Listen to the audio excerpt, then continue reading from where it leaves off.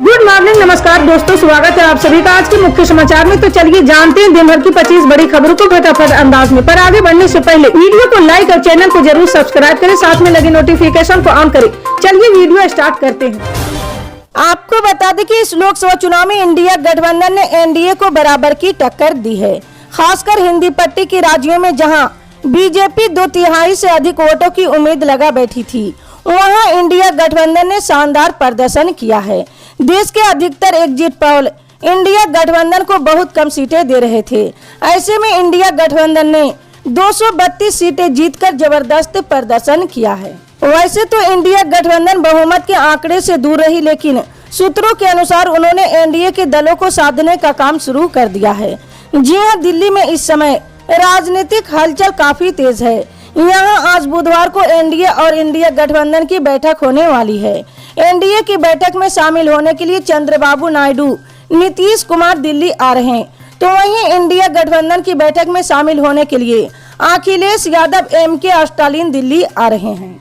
जी हां, भारतीय जनता पार्टी और उसके सहयोगी दलों की स्थिति उतनी ही खराब हुई जितनी विपक्षी पार्टी के नेता दावा कर रहे थे। साल 2014 में मोदी के आने से उत्तर प्रदेश में बीजेपी को जो गढ़ बना था, वो 2024 के चुनाव में पूरी तरह से बिखर गया।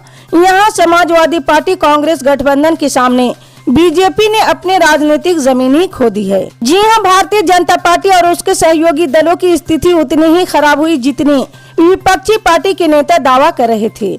साल 2014 में मोदी के आने से उत्तर प्रदेश में बीजेपी को जो गढ़ बना था, वो 2024 के चुनाव में पूरी तरह से बिखर गया। यहाँ समाजवादी पार्टी कांग्रेस गठबंधन के सामने बीजेपी ने अपनी राजनीतिक जमीन खो दी है। जी हाँ, उत्तर प्रदेश में इंडिया गठबंधन 80 सीटों में से 43 सीट अपने नाम करती दिख रही। ऐसे में 2014 के बाद ये पहली बार होगा जब बीजेपी उत्तर प्रदेश में कोई बड़ा चुनाव हारी हो। भगवान राम की नगरी कहे जाने वाले उत्तर प्रदेश के अयोध्या में बीजेपी को करारी हार मिली है। जी हां, बीजेपी उम्मीदवार और 2 बार के सांसद लल्लू सिंह को समाजवादी पार्टी के उम्मीदवार और पूर्व मंत्री अवधेश प्रसाद से 54,567 मतों के अंतर से पराजित कर दिया है। निर्वाचन आयोग के अनुसार फैजाबाद संसदीय सीट पर सपा के अवधेश प्रसाद को 5,54,289 मत मिले, जबकि लल्लू सिंह को 4,99,722 मत मिले हैं। जी हां, वहीं इस सीट पर बीएसपी की सचिदानंद पांडे को 46,407 मत पर संतोष करना पड़ा है। फैजाबाद में 2014 और 2019 में बीजेपी से जीते लल्लू सिंह तीसरी बार हैट्रिक लगाने से वंचित रह गए। जी हां, लल्लू सिंह का चुनाव में पराजित होना इसलिए मायने रखता है क्योंकि 22 जनवरी को प्रधानमंत्री नरेंद्र मोदी ने अयोध्या में भगवान श्री राम के भव्य मंदिर में प्राण प्रतिष्ठा की थी। लोकसभा चुनाव 2024 में एनडीए को बड़ा झटका लगा है। जी हां, 400 पार का ख्वाब देख रहे एनडीए को 300 सीटें भी नहीं आई। वहीं खुद बीजेपी अपने दम पर सरकार बनाने में असफल नजर आई है। बीजेपी को इस स्थिति में पहुंचाने वाले न सिर्फ गठबंधन के उम्मीदवार थे, बल्कि निर्दलीय विधायकों ने भी बीजेपी को खूब पटकनी दी है। इनमें से एक है विशाल पाटिल। विशाल पाटिल संघ ने लोकसभा सीट से चुनाव लड़ा था। उनके सामने बीजेपी के संजय पाटिल थे, लेकिन जनता ने बीजेपी उम्मीदवार को नकारते हुए निर्दलीय विधायक को जिताना सही समझा है। जी हां, विशाल पाटिल संगली जिले में कई सालों से कांग्रेस की कमान थामे हुए हैं। वे दिवंगत मुख्यमंत्री वसंत दादा पाटिल के पोते हैं और 5 बार के अनुभवी सांसद प्रकाश बापू पाटिल के बेटे हैं। टिकट न मिलने के कारण इस बार विशाल ने निर्दलीय के रूप में चुनाव लड़ने का फैसला किया है और शानदार जीत हासिल करने में कामयाब रहे हैं।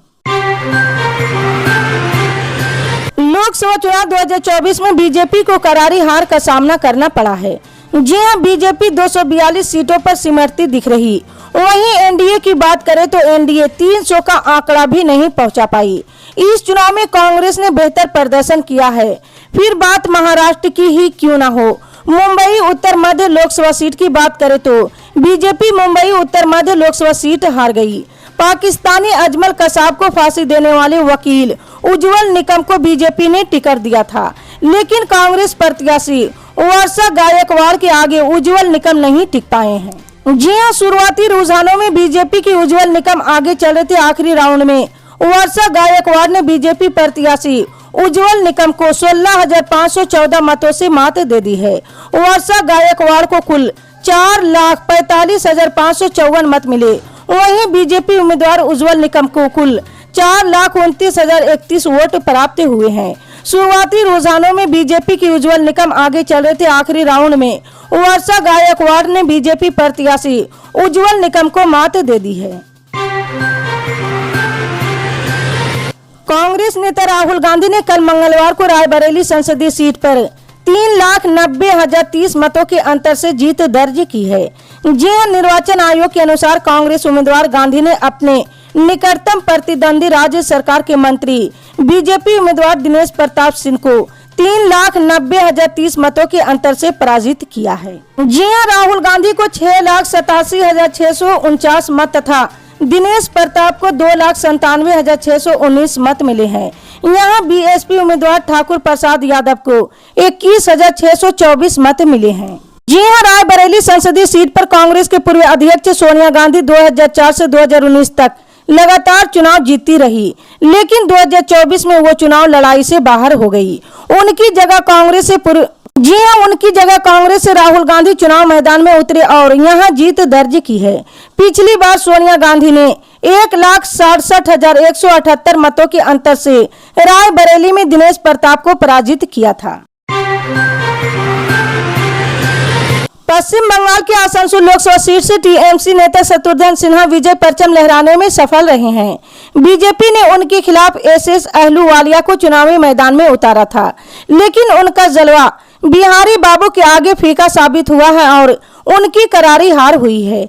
जी हां, हमेशा से ही अपने बेबाक बोल के लिए सुर्खियों में रहने वाले शत्रुघ्न सिन्हा ने जीत के बाद कहा, धन शक्ति के जरिए तैयार किए गए एग्जिट पोल इस बार झूठे साबित हुए हैं। इन लोगों ने जनता के बीच में भ्रम फैलाने की कोशिश की, लेकिन लोगों ने इन्हें नकार दिया है। लेकिन इस बार लोग इस बात को भाप चुके थे कि विपक्ष की एकता का जलवा चौतरफा देखने को मिलेगा।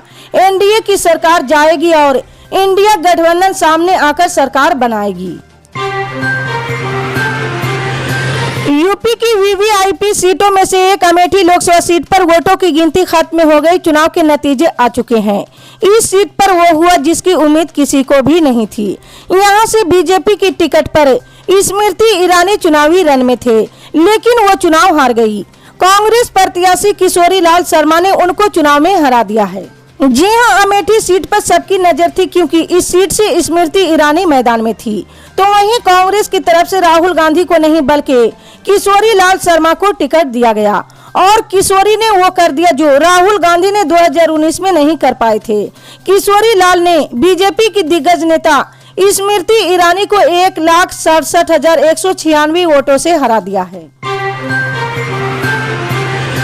राष्ट्रीय हिंदू परिषद के अध्यक्ष गोविंद पराशर ने भाजपा को 400 सीटें नहीं मिलने पर उन्होंने टेलीविजन सेट तोड़ दिया। इसके बाद उसमें आग लगा दी है। सोशल मीडिया पर वायरल हो रहे एक वीडियो में राष्ट्रीय हिंदू परिषद के अध्यक्ष गोविंद पराशर को हताशा में टेलीविजन सेट तोड़ते हुए देखा जा सकता है। जी हां, लोकसभा चुनाव के नतीजों में भाजपा 400 सीटों का आंकड़ा नहीं पार कर सकी। इसके बाद गोविंद पराशर ने पहले टेलीविजन सेट तोड़ा, फिर उसमें आग लगा दी है। 4 बार के सांसद और ऑल इंडिया मजलिस इत्तेहादुल मुस्लिमीन के प्रमुख असुद्दीन अवैसी ने हैदराबाद लोकसभा सीट से 5वीं बार बड़ी जीत दर्ज की है। जी हां, उन्हें इस बार कुल 6,61,981 वोट मिले और उन्होंने बीजेपी की माधवी लता को 3,38,087 वोटों से हरा दिया। जी हां, दरअसल हैदराबाद एआईएम का गढ़ रहा है।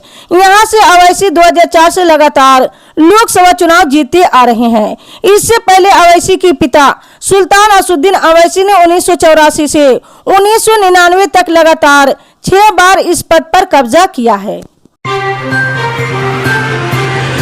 पिछले 2 आम चुनाव में नेता प्रतिपक्ष लायक संख्या पाने में विफल कांग्रेस के लिए ये चुनाव किसी संजीवनी से कम नहीं है। उसने न सिर्फ अपनी सीटों की संख्या लगभग दुगनी की बल्कि अपनी खोई जमीन को भी वापस पाने में काफी हद तक सफलता हासिल की है। जी हां, कांग्रेस इस चुनाव में पहली बार सामाजिक न्याय को धार बनाते हुए जनता के बीच पहुंची और कई राज्यों में उसने भाजपा को कड़ी चुनौती दी है।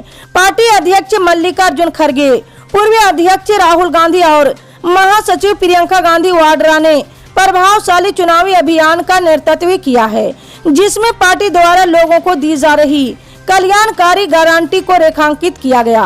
कांग्रेस ने 5 न्याय और 25 गारंटी पर आधारित घोषणा पत्र तैयार किया और लोगों तक पहुंचने में पूरी ताकत लगाई। कांग्रेस नेताओं ने पार्टी की शानदार वापसी का श्रेय लोगों के मुद्दों और उनकी न्याय गारंटी पर ध्यान केंद्रित करने को दिया। साथ ही कांग्रेस के शीर्ष नेतृत्व ने रैलियों में इस वादे को जोरदार ढंग से उठाया कि भाजपा संविधान को बदल देगी, जिसका जमीन पर गहरा असर नजर आता है। इसी तरह की पल पल के अपडेट जानने के लिए जुड़े रहे हमारे MSP न्यूज के साथ। मिलते हैं अगली बड़ी खबर में, तब तक के लिए जय हिंद।